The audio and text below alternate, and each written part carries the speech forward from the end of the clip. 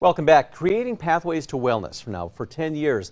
The New Mexico 988 Crisis and Access Line. They have been supporting New Mexicans with emotional, mental, and substance use concerns. We're joined this morning by the program manager over at the New Mexico Crisis and Access Line to tell us more.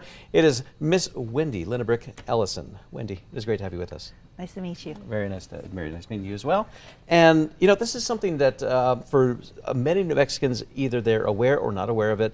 There's never a time too soon to bring awareness to this. So let's kind of talk about how the New Mexico 988 Crisis and Access Line works for New Mexicans. Well, we are able to be here to support people when they need somebody to talk to. So we have behavioral health professionals answering the engagements, and you can call us, you can text us, or you can reach out via chat if you don't have a phone, so you can do an online support. Yeah. How vital is it to have this resource?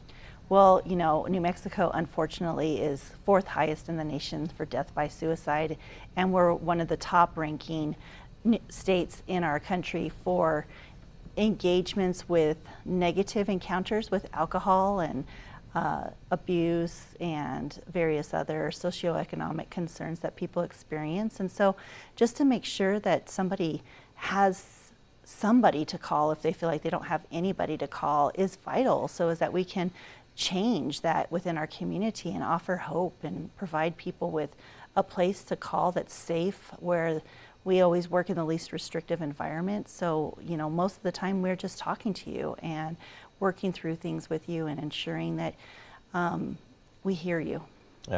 Yeah, a waiting ear is always a welcome thing for anybody going through anything. So, in 10 years of the program being here, how have the services expanded in that time?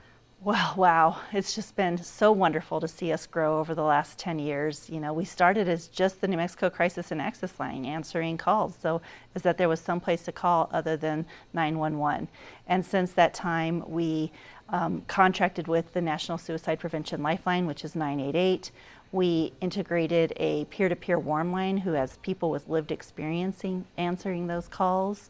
We answer the intercoms on the Rio Grande Gorge Bridge. We respond to text and chat now.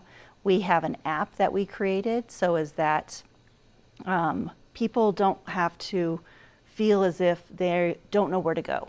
And so we put it all in one place. You can push a button to call us or to text us or to chat with us. You can find resources in a community if you're not ready to talk. You can engage in some of the self-help programs that we have, like WellTrack Boost or the New Mexico 5 Actions program, and it just brings it all together. And we're really happy to have this array of services which offers people an opportunity to not just feel like, well, there's someplace to call, but if you're not ready to call and you need to think about how to engage in some other way, just to explore or to follow your pathway after a call, then the app offers those opportunities. Yeah.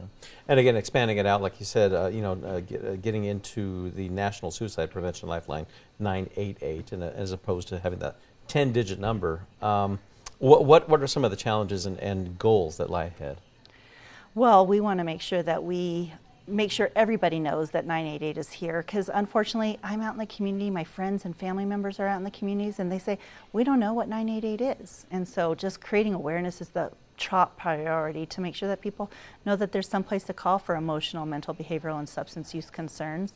And then trying to work on reducing the emotional impacts that people experience when they don't seek help, and just letting people know that this is a safe space, because we want to ensure that people know that we're not a replacement for community-based services, but we work with the community to wrap care around somebody. So if you reach out to us to ask for support, then we're going to meet you where you are and talk with you about how can you help yourself and how can you engage additional support. Do you have friends or family members? Are you already seeing a therapist, or would you like us to help you get a referral to a therapist?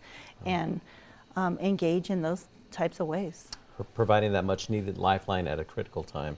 And where can we go to find more information, Wendy? You can go to nmcrisisline.com for more information. All right.